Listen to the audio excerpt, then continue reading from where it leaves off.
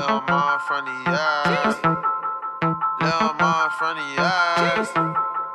Lil' Ma from the yard.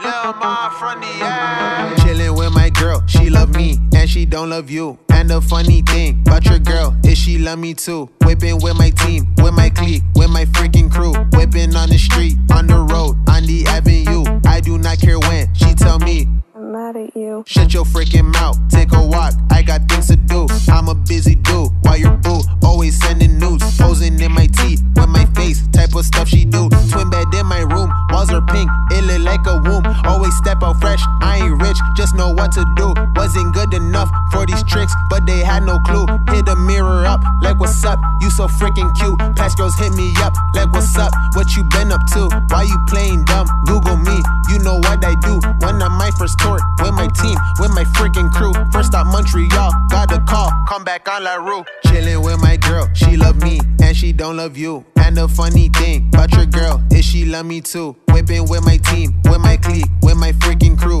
Whippin' on the street, on the road, on the avenue. Whippin' with my team, with my clique, with my... Clairmont the Second is a gifted hip-hop artist currently based in Toronto, Ontario.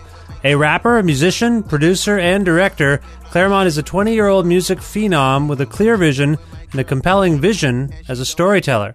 His latest album was 2017's Lil Mont from the Ave, an independent release that earned a 2018 Juno Award nomination for Canada's Rap Recording of the Year. He and I connected for a discussion about his life, his work, and where he sees himself in the very near future. It's a surprising and fascinating conversation. Sponsored by Pizza Trocadero, The Bookshelf, and Planet Bean Coffee in Guelph, Grandad's Donuts in Hamilton, and Planet of Sound locations in Ottawa and Toronto, this is the 388th episode of Creative Control featuring Clairmont the Second with your host, me, Vish Khanna. Your face ain't familiar, it's PHI until the death. Groupies want to smash the bros, they want the bat like I was Ness. Better come at me, corrector, you get treated like the rest. Jeez, chillin' with my girl, she love me, and she don't love you. And the funny thing about your girl is she love me too. Whippin' with my team, with my... Hi, Clairmont. How's it going? Good, how are you? I'm very well. Where in the world are you at this moment? I am in my bedroom in Toronto. In Toronto. And what part of Toronto do you live in? I grew up in the West End. Yeah. But I'm everywhere. You I'm all around. I go everywhere. You're Toronto omnipresent. Yes. Is that by choice? Is that just because you want to figure out the city? Why do you move around so much? Well, I don't move around so much, but I'm more I'm not home all the time these days. I do a lot of shows and been traveling for the last bit of time, but I don't think I'm going to be in Toronto for much longer. I think I'm going to be moving very, very west. That's the plan. I'm calling you from the west. How west? Well, I'm in Guelph, which is west of Toronto. I'm thinking west and across the border. Oh, interesting. Yeah. What has prompted that? Just there's some scenery there that I like and some communities there that I like, and I need a change of scenery and community, basically. Okay, and is this a professional decision, a vocational career decision? I'm thinking so far ahead. I'm thinking like family, like wife and then children, and where I want to kind of raise a family and things like that. I know it's crazy because I'm very young, but it's just there's many different things that kind of prompted that, but yeah. Well, I don't want to delve too far into your personal life here, but it's striking to me. You say you're young. I believe, what are you, 20 years old at the moment? I am 20, yes. 20 years old, so you're so pragmatic that you're already thinking about having a family with a wife and children. And yet, you mentioned you're living in Canada. You mentioned living in the United States of America at this point in history when that country seems to be destroying itself. And really, you think that would be the best place to raise your children, your hypothetical children in America. Is that what you're saying? Yeah. Yeah, I am saying that. I think I think before me moving there, I would definitely need to be in a certain tax bracket where certain problems just don't affect, I you know. see. Okay. But no, honestly, I know, like, I was thinking of that too. Just, the states being, what it is right now, and it's a very difficult decision. I don't know if I'm like, I don't know for sure if I want to move to the states. I don't know for sure if I just want to move somewhere else in Canada. But it's definitely a process of, trying to think of, like, okay, why is this? Why is it better that I move to this location? Okay, what's around this location? What kind of people are here? How does this help my career? Things like that. So I'm still trying to figure things out. I have a lot of time. So But this is a place you visited and checked out and thought I could live here. you know what? The places in the States that I want to go, I've never visited. I've just been looking at real estate online, honestly. Just YouTube Oh, videos. Yeah. okay. Yeah, it's cheaper real estate, that's for sure. Yes. Yeah. Yes, it is. Yeah, Toronto. You mentioned earlier you're from the West Side, but you live everywhere. I'm on. Yeah. I'm on the West Side. I'm from the West Side. So that's where you're sort of born and raised, kind of thing. Yes. Yeah. Okay, and I know you rap about it, and you write songs about that. But can you, just for people who aren't familiar, and just because we're having a conversation, what was your upbringing like there, so to speak? Can you characterize it? From about the age of 0 to about 7, I was living Eglinton West, and in this building, and I thought everything was, peachy, everything was all nice and whatever. Didn't realize until maybe like 5 years ago that, like, there was a lot of stuff going on in that building that I had no idea about because of my parents, keeping me from all that at that age.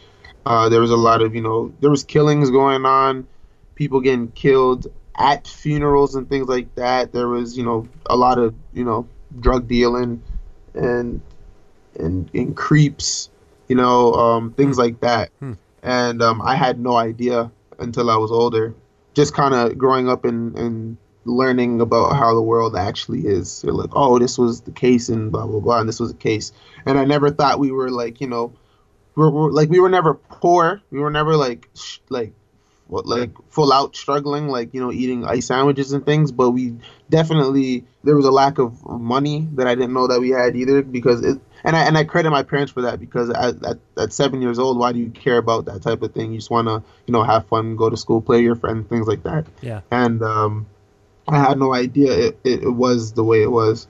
So then getting older, now I'm living in the Western community, and high school, there's like people started kind of dying, and I've never had people that I knew kind of on the ones like passing away due to, like, whether someone getting shot or stabbed and things like that. I'm not saying my school was like the worst school in Toronto, but there was like maybe like, I think there was one person I knew from that school that was killed, and then there was somebody I went to middle school with who was killed somewhere else, and then after I was done high school, there was another kid that went to the same high school I went to that was killed, and I was never involved with, street stuff. Mm-hmm. I've never held a gun. I've never had a pocket knife on me. I've never dealt drugs. That's not something that I want to do, and it's a very dangerous game that I would not like to be in. And I was in trouble a lot when I was younger, but that was because I was bored in class. So I was yelling at teachers and things like that. Yeah. Because I thought class was whack. But I was in like a bunch of clubs and stuff like that. I was in like writing clubs. I was in art clubs. I did music. So I was a well-behaved kid. Like I was good. So just being kind of this good kid in this little, not chaotic, but there's criminals around, Yeah. just kind of looking on the outside looking in, but like at the same time knowing people who are kind of in that situation. So your parents shelter you from all of the hardship that surrounds you. In school, you don't like the curriculum, but you're social, and you have, things you want to explore within you creatively, Yeah. Whatever, socially. Until high school. High school, I was pretty not social. I was pretty I was in no clubs in high school. I barely talked to people, just because high school was also not fun to me. And high school's hard for everyone. I really think that it's difficult. I was ready to leave like in grade, maybe like towards the end of grade 10. I'm like, yeah, I know what I want to do, and I was clocked out. And in grade 12, I had like probably the worst year academically I've ever had in my life, just because I wanted to pass. You were saying that it wasn't until maybe, by my count, until you were maybe 15 that the hardship of the world around you started to seep in, and you realized so 15, right around 16. and that's right around grade 11, grade 12 when you're disenchanted with school, right? Exactly. Yeah. So I was going to ask, like, you live this sheltered life, happy life on some level. What does that realization that things aren't, as you say, peachy, like, what is that? Do you remember that? Do you actually have a sense memory of that, the how profound an impact that had on you at the time? Yeah, for sure. It caused a lot of anger, and till this day, it's caused a lot of impatience. Just, wanting to be more successful and have more money that I could, kind of somewhat bring my family to, more of that utopic type of lifestyle. Yeah. And I know you can't fully do that. It's just the way it is. But if I could do what I can, that's the plan. So I'm very impatient. But I've learned to be patient because of how slow everything is, or seems to be moving, for me. But that's only how I look at it. Like, oh, it's moving slow for me, but everybody is telling me like, yo, everything's happening for you right now is super big, and you're killing it right now, and all this stuff. But I'm just not where I want to be right now. Well, that's interesting that you use the word impatience as something you recognize within yourself after hearing, what was going on in your community. Like, do you mean because life became more urgent, like life became more precious, and so you're like, gotta get at it while we can, kind of thing? Is that what you mean? Yeah, in a sense. It's just people, like, I started seeing people that were younger that were passing away and dying due to like being where they are, just mainly where they live and things like that. It's like, well, then I don't want to live here and die this early and things like that. Like, it's, and you can't really move anywhere to avoid that, unfortunately. But as I said prior, like, if I could somewhat try to capture that sense of safety or feeling safe, I would like to do that. Right. I wanna do cool stuff before I get too old. Yeah. That's pretty much it. I mean, I'm double you in age as we're speaking, and I have the same impatience still. Like I have the same thing that you're describing. Maybe it's potentially not to put myself in your league, of course, but it might be a creative impulse too. Like this notion of like, I have to make. Yeah, I'm aware of this about myself now. Like, I just have to make something to feel like myself, and you seem like you're in the same boat. Mm-hmm. Yeah, you have to make stuff. Yeah, of course. I'm always making stuff. Always. Yeah. So you mentioned in high school that among the clubs and things you were interested in, among them was music. How did you get interested in music per se? Was there particular artists or particular teachers, or who got you into music? So, as I said prior to high school, I didn't do anything except music outside of school. Okay. But I didn't do no clubs in high school. Zero clubs in high. All the clubs I were in was like middle school and primary school. Those definitely played a big part in my life. But I've been doing music since I was like 5. Like, I started making beats around 4 or 5 because my older brother Kola, he taught me how to make beats, and from there I didn't realize I was freestyling as much as I was and trying to write to songs as much as I was. He found a recording of me when I was like 5 years old freestyling, or 6 or whatever. And it's probably one of the worst things ever, but it's very, very vital. It's very it's important. It's an important piece of music I have there. I've been doing it for that long. My dad sings, my sister sings, my brother produces, raps, plays a bunch of instruments. My dad plays piano, my sister plays guitar. So it's bound to happen. Like, it's not like there wasn't many ways for me to go, because I was doing animation and cartoons, and my brother was doing the same. My sister was doing the same. My dad painted, things like that. Yeah. But I found an interest in music being that young and just liking music, and I've been doing it my entire life. You're saying it ran in the family. You say that, and I think about my son who's been quote unquote writing songs. He's been writing punk rock and rap songs since he was 4 years old. Mm-hmm. And to the point where he has hooks and choruses, and we kind of think, oh, that's cute, he claims he has 100 records recorded, and he hasn't. And then I'm like, well, why don't we go into Papa's studio? We can record one of your songs. He's like, no, I already have 100 albums already. I don't need to do more. It's it's weird, but he's also into the same thing, and maybe I'm not recognizing that enough and they're his own songs like you had. And that's because he knows we love music, right? So you're around, you're immersed in a family. You say your brother was making beats. What were you making beats on at 5 years old, if I might ask? FL Studio. I was using FL. I'm sorry to interrupt. I just got a text from my girlfriend saying that because she's listening to this interview right now. Oh. And I said how I was in no clubs, and I was actually on the ball team.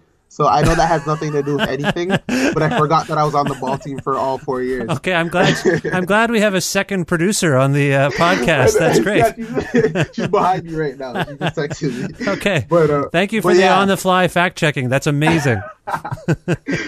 But sorry. Just being What was the question again? Well, I think I was saying that. I asked about Cola. You said Cola was making beats, and then you started making beats at 5 years old, I believe you said. Yeah. So I'm as both, as someone who's talking to you right now and interested journalistically, I'm also curious because my son is always asking about I want to make. He wants a turntable. He wants to start doing DJ stuff. So I'm just curious. What did you use at 5 years old? Yeah, so at 5, I began using FL Studio. My brother taught me how to use FL Studio, right? And or Fruity Loops. And then when I turned when I started, maybe around the age of 10 or whatever, he introduced me to this program called Reason, and that's when I started using Reason. Okay. And I use Reason till this day. So this 4 or 5 year old? No, you were 5. You were 5 when this rap was recorded. Do you remember or can you tell us what you were rapping about at 5 years old? What was interesting to you? Freestyling. Yeah, I was. I think on the freestyle, I said a lot of it was not, I couldn't make out, but gibberish, right? A little bit of gibberish. Yeah. A little, a ton of gibberish actually. Familiar with that myself. But I said heaven is the best place. You could buy anything you want. I said that in there. I said G's a lot. Oh. These are these are themes that come up on your latest record. Exactly. So on the last album, the last song on the album, I actually put the clip in where I say heaven is the best place.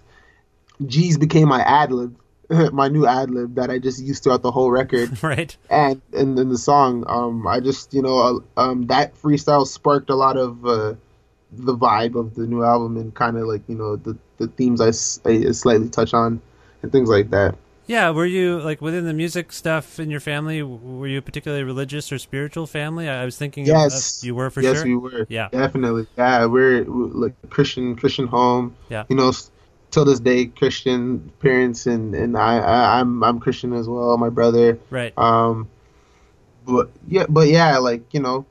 I still have questions. There's still things that I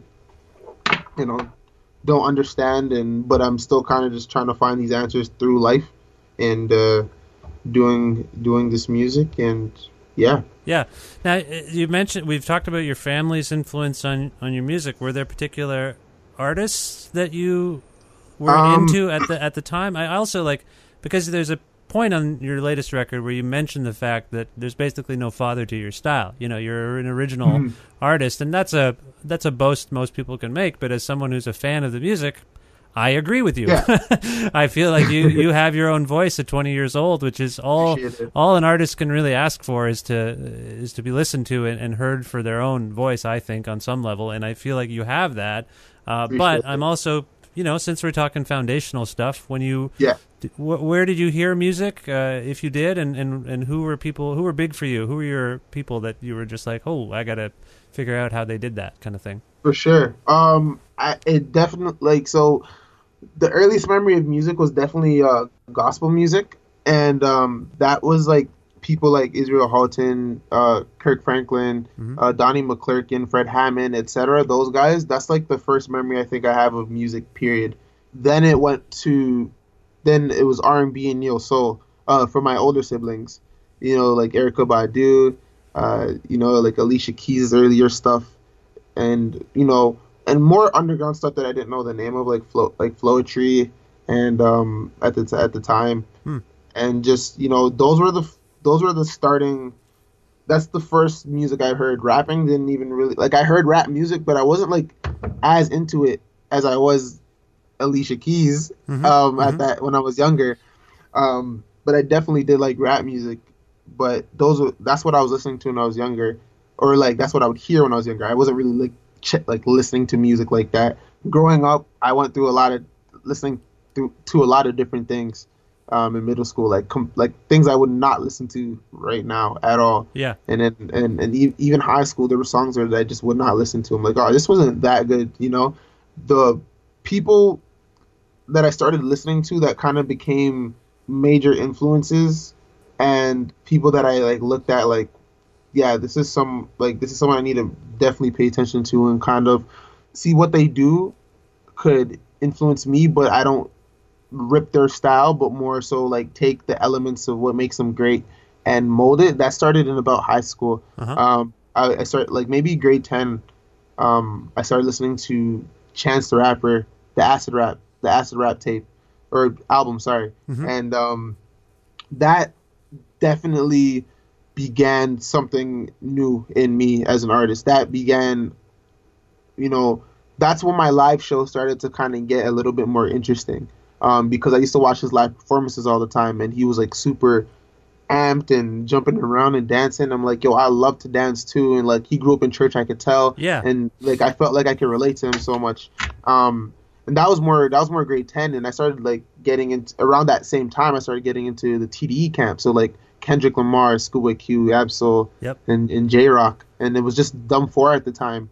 Isaiah Rashad got signed like maybe like a couple years or a year later, Yeah. and then those were kind of the earlier guys that, you know, I wanted to like make music like. I was also younger, so I wasn't really like my sound wasn't polished, my rapping skills weren't polished, and then To Pimp a Butterfly changed everything for me by Kendrick Lamar. Yeah. That album, Hmm. like he was doing stuff I've not heard people do on record before, especially as a rapper too. You know, you kind of expect it to be put in this box, but he was doing stuff that was so out of this world. Absolutely. And I'm like, Yeah. yeah, I need to take this, you know, like I need to learn how to switch my cadence up and get my flows up and my clarity and things like that. And that album changed the way I approach music as a whole. And Kendrick Lamar is like my favorite artist of all time. Hmm. He has my favorite album of all time. And you know, there's definitely other artists here and there that Tyler the Creator is another one. I wasn't even allowed to listen to Tyler the Creator. Cola told me, he's like, you can't listen to these guys, but they're crazy. But he showed me their music and said I wasn't allowed to listen to them. This is like maybe middle school, I think. Well, I mean, the Odd Future thing is so complicated because there's so much distraction from what they're doing just by the things they say, and exactly, or at least used to say. yeah, you know, like seems to have calmed down. It's true. Yeah, so when I started getting older and listening to like whatever I wanted, that was like high school, and that was when I listened to like Tyler's older projects, and that's when I heard I think the album was Wolf. Yeah, I yeah. think it was Wolf. Yeah, Wolf for the first time, and I'm like, yo, this is amazing, and I've never heard a full album from. Then I went back to listen to Tyler's old stuff and Earl and but then Tyler just as a creative, you know, more than just the music, you know, directing his own music videos, Right. and you know, these short films and having a TV show and writing a cartoon and, you know, directing great videos as that, you know, at that. And so like Tyler and Kendrick are the two guys that and Childish Gambino's another one too, for sure. Yeah. Donald Glover, the actor, the director, you know, Atlanta Comedian. like yeah. yeah. I think those three guys I kind of like look up to. It sounds like you're inspired as much by their entrepreneurial spirit as their artistic vision. You like this notion of self-starting and making your own thing. Exactly. You're about empire. Yes. You want to build an empire. You mentioned, by the way, did you not just direct the video for The Avenue? Did you do that? I did. Yes. And how did that feel? What was that like? It was fun, man. I've directed multiple videos for myself. I think the first video I directed for myself, or at least on paper, is my video from like my last album, A Declaration, and I just directed since then because I knew what I wanted. You know, and every time I do a video, I know exactly what I want. And The Avenue, I knew I wanted that to be the way it was. Like, I drew out everything. I'm like, yeah, this is going to be the video that kind of blows and takes things to the next level. And it ended up doing better than anything I put out prior. Yeah. And the video came out the way I wanted it, at least at the time. Now there's things I would change up, but at the time I was like, this is perfect. It was a stressful day. It was a stressful 2 days. Actually, you know, but luckily I only shot it with my friends. You know, yeah. It wasn't pressure, but it there was a couple things that happened that kind of messed up the happy fun vibe I was going for behind the scenes. But I see. It turned out great, and I'm glad. I'm thankful for everybody who was in the video, and yeah. So you directed it. Does that mean you know how to work cameras? Do you work with yes. Editing software and all that stuff? Yeah, I edited it as well on Adobe Premiere. My girlfriend actually shot the video. So that's how we work. We work very tight. Right. You got the dynamic artistic thing going. So yeah, do you think that's more, I guess you wouldn't have perspective on it. This seems, from my perspective, having been around longer than you, it seems necessary to be able to do everything. You know, like it used to be like a musician would know how to write a song and make music and not have to worry about how to promote it, how to do the other stuff. But it does seem like something has changed over the last 15 years or so. Again, which you were 5. But do you find that most of your peers are kind of doing this, like hands-on in every aspect of their work? Not at all. Nah, not at all. Like, I'm looking at my peers, man, especially in rap, man. I realize that a lot of people just rap and that's it. Yeah. They get beats from everybody. Like, I produce everything, so they get beats from other people. They have people that shoot their videos. They have people that direct their own videos. There's a very big community of artists who actually don't do everything, you know, and have directors and things like that. There's a lot of people who have, you know, label backing, who, you know, promote the stuff. There's a lot of people who have money behind them and things like that, you know, promote the stuff. And I've actually done it myself with me and my small team. We've done it ourselves. Everything from like promotion and rollouts. We've gotten no help, and the help that we did get, we ended up like, you know, walking away from the label, because we just felt like it wasn't, you know, we weren't like, me personally, I was not a fan of the label process, and that's something that I just didn't want to do anymore, and I preferred doing it myself. Well, that, I think, and I'm just, don't take this the wrong way because it's not meant to be disparaging, but I have a feeling that when you alluded earlier to your sort of self-awareness about your impatience, I think impatience and an urge to have complete creative control over a project, those two things kind of go hand in hand. Because when you start to branch out from your small team because people are interested, you got to wait for them. You got to wait for everyone to do stuff, and it must be. I know that can be maddening. Do you think that's part of it? Yeah, definitely. Like, I don't want to wait on people. I don't want people trying to also have input on the creative part of the creative aspect of what I'm doing, because I've built this from like nothing, and I built my brand from nothing. Yeah. And there's a way that I want it to look, and there's a way I want it to you know, present itself, and I've achieved that, and it's still moving up, and it's working. Yeah. And the most damage I've done has been when I've trusted my gut and I've done what I was supposed to do. That's when the most, like, you know, damage in a positive way. You know, things, you know, being received well, and being pushed around and people talking about it. Well, I think it's clear from your music that you know yourself. Like and I think that's really admirable and sort of rare. Like there's conflict on your records. There's conflict on this latest record, Lil Mont from the Ave. When I think about like the back-to-back Lovin' on a Budget, Too Rich for Me, like that's fascinating. You don't. Yeah. It is often by people who don't listen to hip hop. They think it's very secular. They think it's very materialistic on some level, and aspects of it are. But I don't often hear. Well, actually, you do hear rappers talking about their hardships, but you're talking about this conflict between interpersonal relationships and how you suffer. Like you're not poor, like you say, but it's a struggle to make ends meet sometimes, and yet at the same time, Too Rich for Me is about how you can't really relate to a rich woman. Is that am I capturing that right? So yes, yeah, it's very interesting to me that you want to put all of that out there. Like that's just who you are. Like there's conflict within you, right? Like you want to succeed, but you don't want to sell yourself out. Exactly.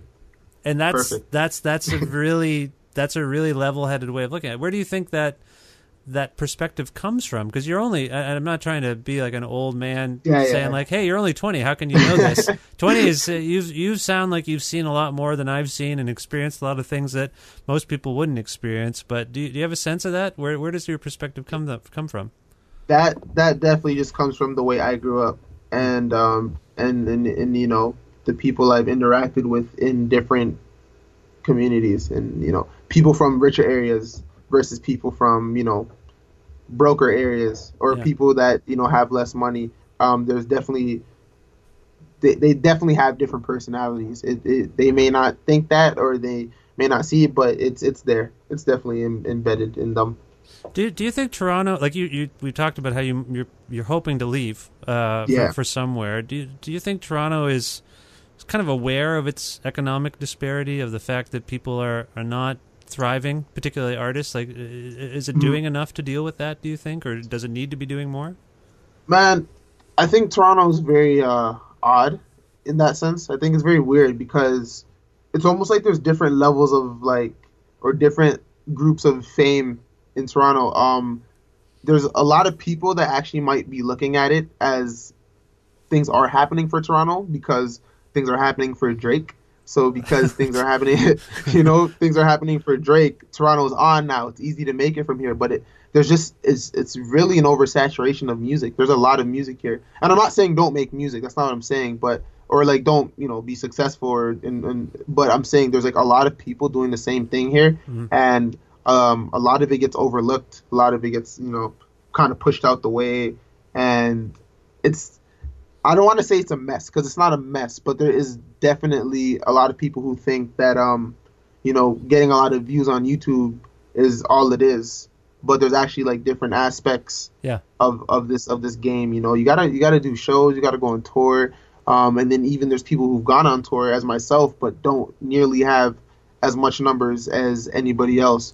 So it's almost like where you're succeeding in one place, you're lacking in another, and there's only a few people who've really figured that out. And when you look at the people who have figured it out, they're not even rappers. There's like the only rapper I would say is like near Drake's level is Drake. A lot of people have, you know, a lot of rappers haven't figured it out from here. And I don't know what it is, but there's no like famous rappers from Toronto.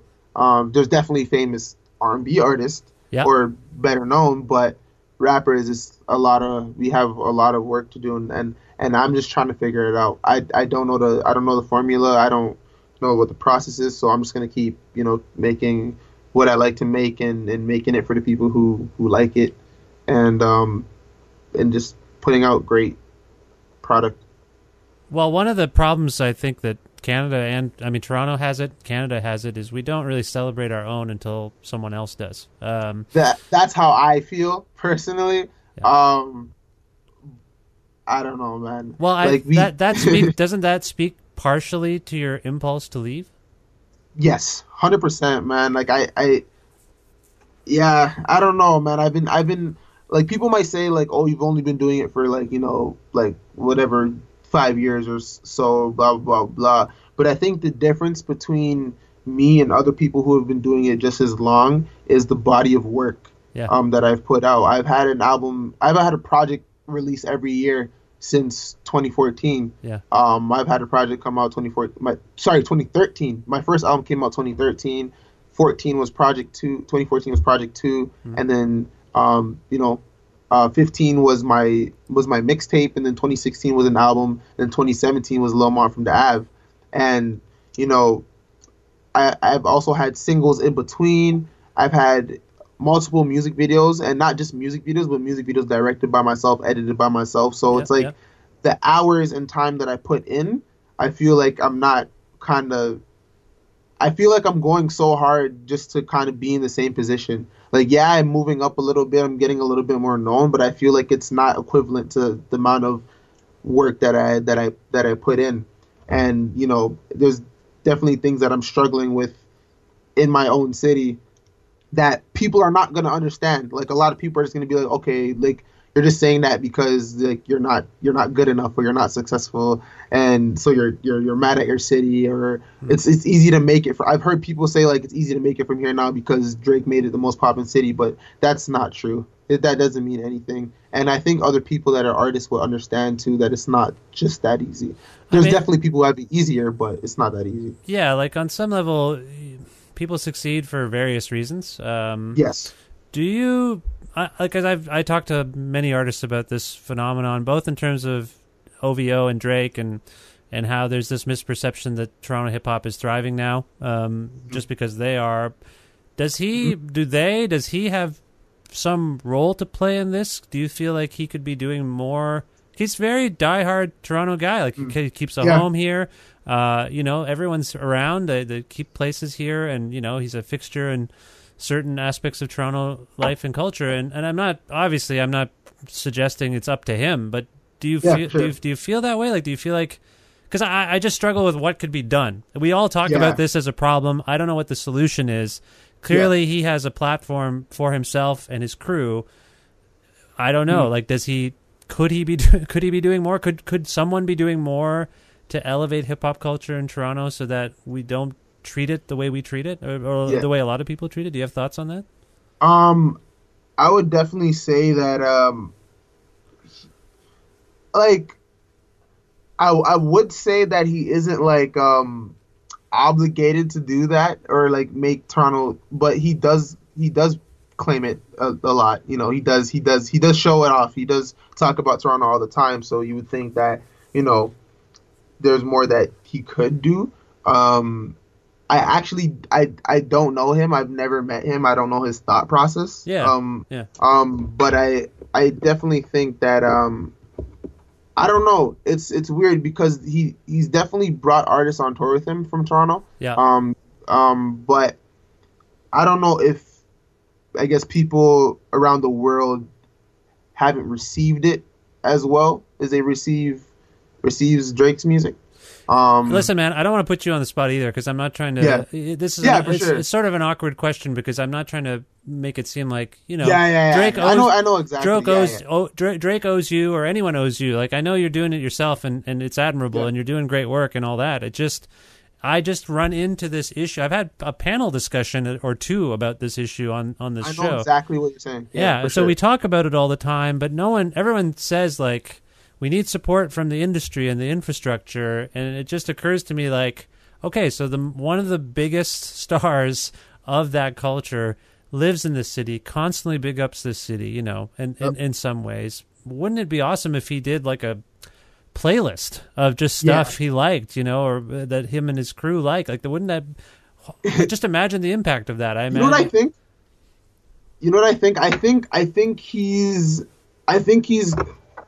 I think he's actually been in the same predicament that I'm in terms of you've been grinding so hard, everybody's kind of sleeping on you or whatever, because people used to make fun of this guy all the time. Absolutely, yeah. Right? Yeah. So as soon as he got on, he's just kind of like, well, I made it. Now everybody who was talking that smack, like yeah, I'm gonna big up my city because I'm from here, but at the end of the day, I don't really mess with you like that because of how because the deeper I get into this music thing, like when I was younger, I'm like, man, I don't understand why Drake is like that.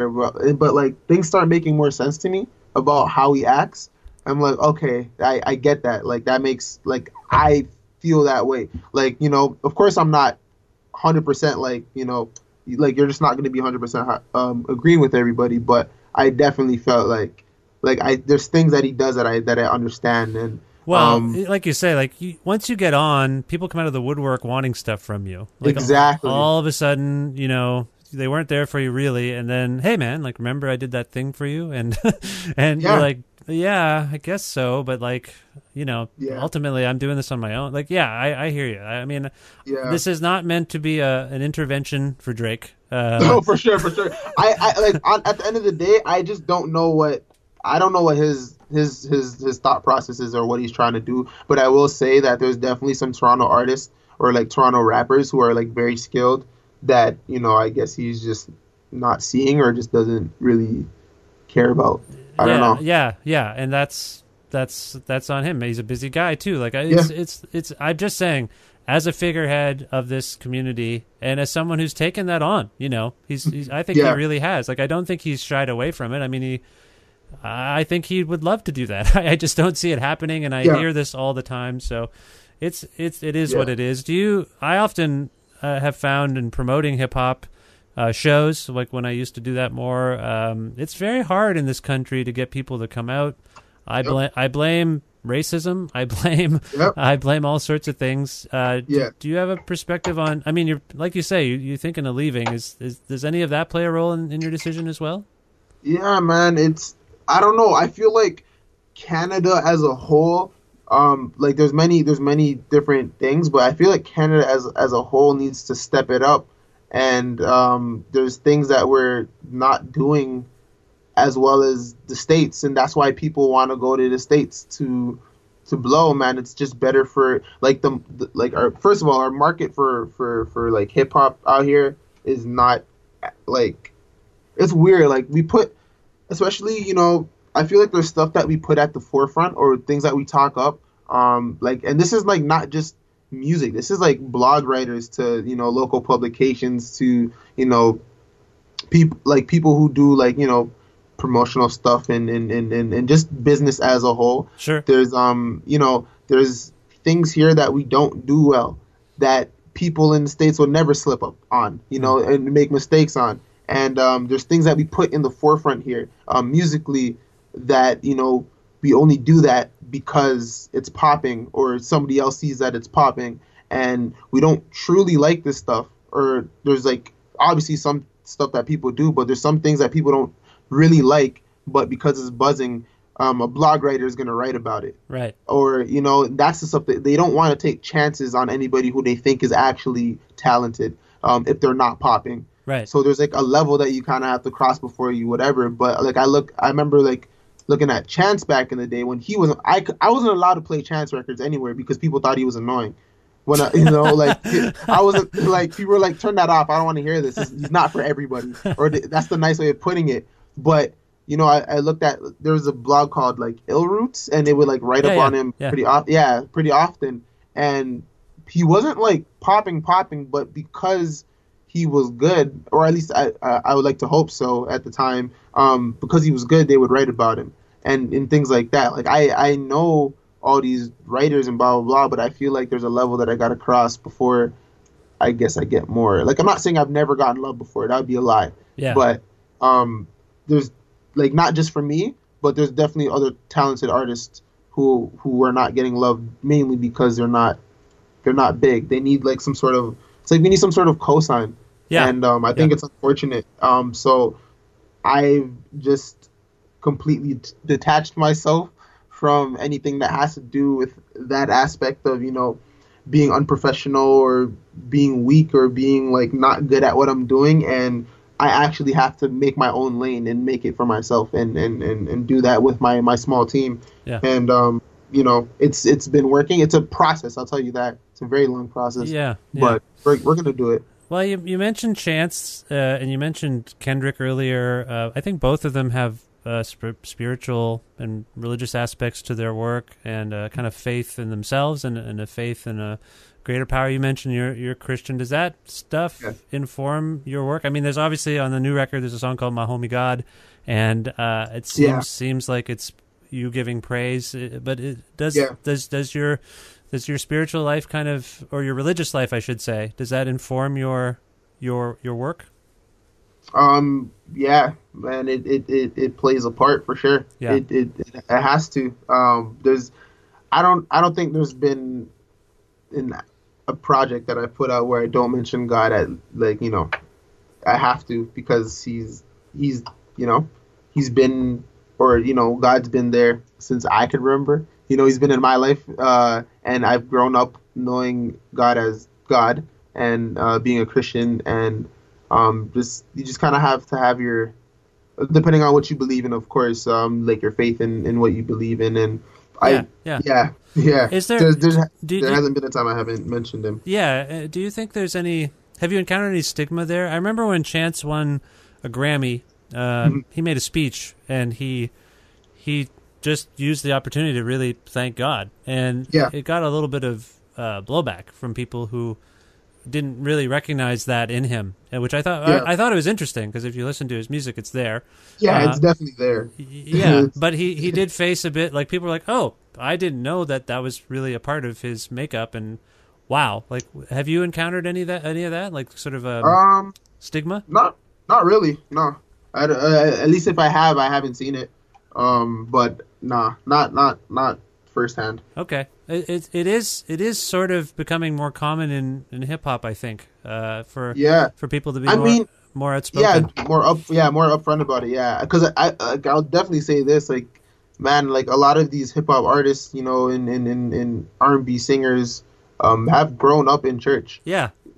So, yeah. It makes sense, but then, like I say, some of the imagery by some artists, you're just like, that does not seem particularly faith-driven, even if they might be saying it. But I don't get that from you. I mean, I remember I was an early supporter of Shad, and I loved hip-hop, and he was really outspoken about his faith, and it was really refreshing and different. It wasn't really going on that much, but like I say, it seems to be happening more. My understanding also is on Lil Mon from the Ave. Do you mentioned, like, you make all your own beats and produce all your own, but this one, is this a departure in any way in terms of, like, the instrumentation? Like, you played a lot of stuff on this, right? I played everything on it. And is that unusual? No, every project I've done, I've produced every song, mixed every song, mastered every song. Right, but do you play every instrument on every song? Every instrument. I played the keys, I played the bass, I played everything. Anything that's, like, there's, like, maybe, like, 2 songs of Lil Mon from the Ave where I use 808 bass, but other than that, everything is real bass that I have right behind me. And is that just along with your girlfriend? No, I know, like, no, I mean, she's also behind you. Yeah. But no, like, that, like, I would say the most unusual thing I've done was I actually play real bass on this. Because on the last project, everything was played on the keys. I play piano as well. I'm not, like, the best piano player, but I know chords. I could figure out progressions, and you know, that's something that I've always done. Cola taught me how to play keys as well as, you know, my dad showing me a few things here and there, but Cola mainly taught me how to play in chords, and then YouTube, things like that. But I've always played chords, and I just wanted to touch, you know, I wanted to do something else, and that, so I picked up the bass. It was my brother's bass, and I played bass on, like, a lot of this album. It's remarkable. I mean, that's unusual, isn't it? It depends on who you're looking at, I guess. Like, there's definitely different, because, like, Andre 3000 played guitar, you know, Tyler the Creator plays keys. No, that's true. And yeah, so, like, I mean, I will say, like, that the artists who play and make the beats versus people who don't is very, it's not a lot of, it's I guess it is unusual. Well, I also marvel at, I'm increasingly, and it's because of various things, YouTube is probably among the most main reasons, but, like, when I had Harrison was on the show, whom you've collaborated with. And yes, Harrison's great. He's amazing. We had a really great chat, and we came to we started talking about how he got into music and playing music, and it's just fascinating to me that this generation, and I guess everyone now, has the means to just go on YouTube to learn how to play an instrument or learn how to use software, and you got some lessons there. But that's got to be, again, you don't have a perspective on when it wasn't like that on some level because I think you're young, but that's got to be empowering, right? To know that like anything you want to learn is kind of accessible. It's true. Yeah, it's easy to learn. Well, it's not easy to learn, but it's there. It's there. You could definitely. But it's also up to you to kind of like take what you've learned and amplify it and whatever. But yeah, YouTube has been a help for me learning like one of my first R&B progressions, and then thanks to YouTube, I guess. I don't know, man. They don't need YouTube is weird. Yeah, it is weird. YouTube is weird. You know what? Forget that shout out, man. YouTube is odd, man. It's changing all these policies and stuff, and I don't know. Well, it's like I say, it's more just about how there's all sorts of DIY shows about building sheds and food and music now. It's just fascinating. It's a fascinating time. It's cool. It's kind of cool, but it's also weird because everyone thinks they can do everything. And they can't. And they can't, right. You still need talent and skill, so it is fascinating. Have you written any new songs since Lil Mont from the Ave was released? Yes, I've actually released 2 since that album. One was with the only feature on Lil Mont from the Ave, which is Hezzy, like my best friend. Right. And I've also released a song called Tortoise prior to me going to Vancouver for the Junos. Right. And I have a bunch of songs like still here that I gotta work on. I'm trying to like work on like 5 this week. So yeah, I've 5 songs. You're trying to work on 5 songs. I'm trying to record 5 songs this week. Right. You're still on your album a year or release, major release a year pace. Nope, I am done with that, man. I've put in so much work, man. I can't just keep giving out these albums. So like this is not looking like an album year. Okay. But there's gonna be music for sure. Like a good amount of music. The only other thing I want to ask you about, and I appreciate this time today. The only other thing I wanted to ask you about, because we've covered a lot of ground, but I find that your storytelling is truly unique and remarkable, and I want to just get a sense of where that comes from, because I was just I wrote something up about you ahead of your appearance in Guelph for the local paper, and I just made a point of saying that you are a real scene setter. Like, I feel like when you talk about something, and it could be like a little tiny skit or whatever, if you will. Like, it could be anything. I just feel like I'm there. There's some sort of immediacy to what you're doing, and I think it has a lot to do with the writing and that's cool, man. And the story. I appreciate that. Yeah, no, you're welcome. But do you have, like, we talked about musical influences in your family and all those sorts of things, but do you have storytelling, like narrative heroes or narrative people you're just like, man, that's amazing? Yes, for sure. Directors, I think movie directors are those storytellers. I think one of my favorites is Wes Anderson. I actually went. Nice. I actually went to watch Isle of Dogs with my girlfriend yesterday. How is that movie? It's sick, man. Oh, it's cool. it's crazy. But like, just I like how, I don't know if I definitely will say that he's influenced some of my video directing, skills, and like just kind of like edits and things like that. Sure. But he's definitely one of those people that stuck to like what he knows in terms of like writing and stories. Like, every one of his movies are his, like, it's his movie just from the script and things like that. And then Stanley Kubrick is another guy who's done some crazy stuff. And you got like Christopher Nolan too. Like, those guys. It's funny you went kind of dark, whimsical to just dark evil to hauntingly dark. It's all dark, a little dark, I would say. Yeah. I would say the greatest person is Wes Anderson, but even then, like, he gets kind of things sometimes. It all rests on like, I've seen every Wes Anderson film. I'm a big fan. It all exists in an awkward, often familial tension, that it's always there and it's always strange. Exactly. And I admire that. If you like, I guess, look on his Wikipedia, I'm pretty sure this is true, but if you go to his Wikipedia and all the movies he's done, he's like produced like majority of them.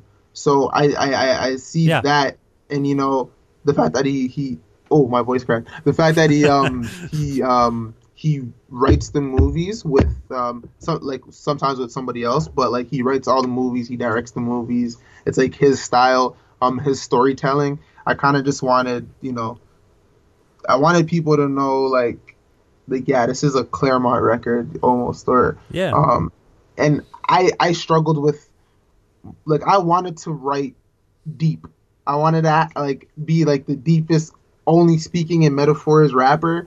And I've wrote songs like that like a long time ago, and they were just like never as good as the songs where I wrote like naturally and just kind of wrote what I kind of knew. And that's one thing that stood out to me in myself, that like, maybe you don't need to write deep, but kind of just write what you know, and like it'll kind of do its work itself. It'll do the damage that it needs to do. You don't have to try to be another artist. Well, you're an admirable force, my friend. I'm glad you're doing this stuff, because it's. Oh, I appreciate it. It's really cool to see. Where can people learn more about you on the internet? I suppose maybe that's the best place. I don't. I have a Wikipedia page now, which is crazy. That's dope. But you can't really learn much there except like what I've dropped. Yeah, like a Bandcamp or something. I have Bandcamp. I have SoundCloud. I have Twitter. Yeah. I have Instagram. I have Facebook. I got a website. You know what? You could really learn from me on my Tumblr page. If anybody uses that, like if you go back a few years, you will see like the stuff I like. Okay. I guess. But I mean, honestly, it's nothing. You're not going to learn much. It's okay. People can Google Clairmont the Second Yeah. and learn more about how to find your record, Lil Mont from the Ave, which is the latest full length. It's amazing. Is there a single song from the record that we can go out on? Yeah, I would say my favorite song on the album that I've done that I think needs to be played is G's. G's. Now this goes back to when you were 5 years old, maybe.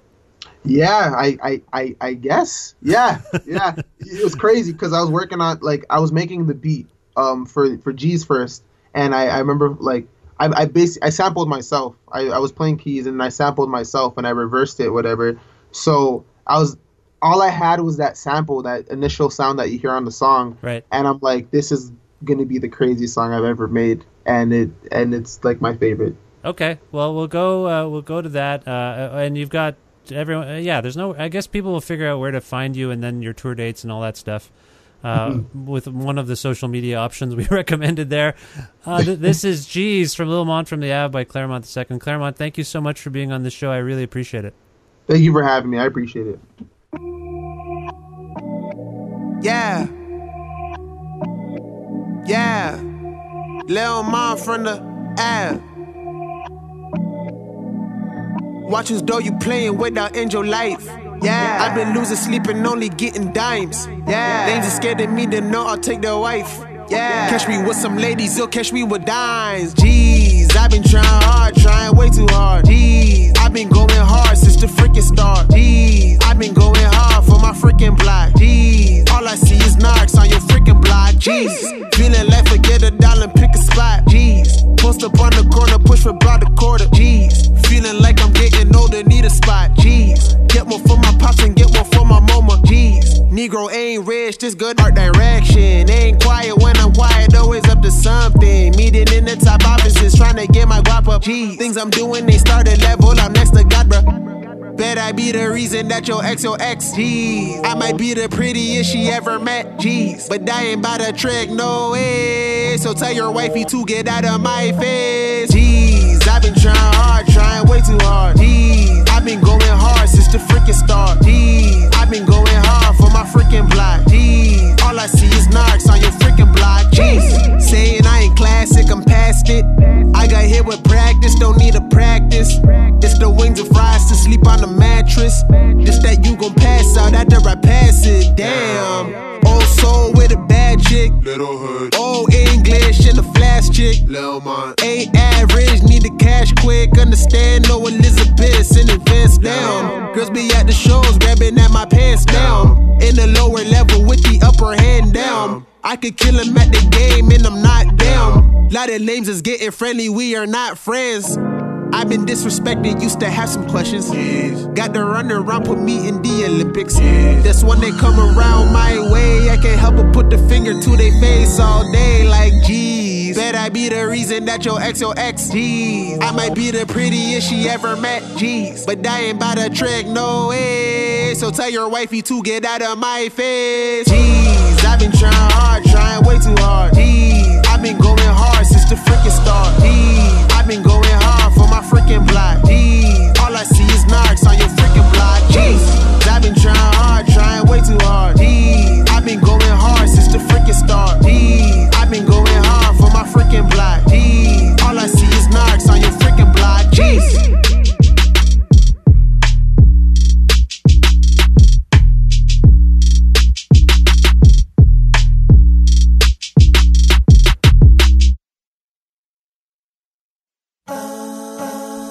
Special thanks again to Clairmont the Second for being on this, the 388th episode of Creative Control, which is part of the Entertainment One podcast network and available on all iOS and Android platforms, and also on Spotify and audioboom.com. If you can't find an episode that you're looking for, or you wish to learn more about me and sign up for my regularly scheduled newsletter, please visit vishkhanna.com. You can like Creative Control on Facebook, follow us on Twitter at vishcreative with a K, or follow me at vishkhanna. Listen to a radio show version of Creative Control on Wednesdays at noon Eastern Standard Time around the world at cfru.ca, or on an actual radio at 93.3 FM if you're in or near Guelph. Visit patreon.com/Creative Control to make a flexible monthly donation to keep this podcast going. All of your pledges are really, really appreciated, so please, if you haven't done so already, consider pledging today. I'd like to thank Pizza Trocadero, The Bookshelf, and Planet Bean Coffee in Guelph, Granddad's Donuts in Hamilton, and Planet of Sound, which has locations in 2 locations in Toronto and 1 in Ottawa. Thanks for your support of the show. Thanks, too, to Jim Guthrie for letting me use the instrumental version of his song The Rest Is Yet to Come to end the show each week. And thanks to you again for listening to it and reviewing it and rating it and downloading episodes of the show on whatever platform you use, and just spreading the word about it. Tell your friends about the show if you enjoy it, and maybe they'll contact me and ask me questions about it. That happens sometimes. It does. So anyway, thank you very much. I will talk to you soon. Bye for now.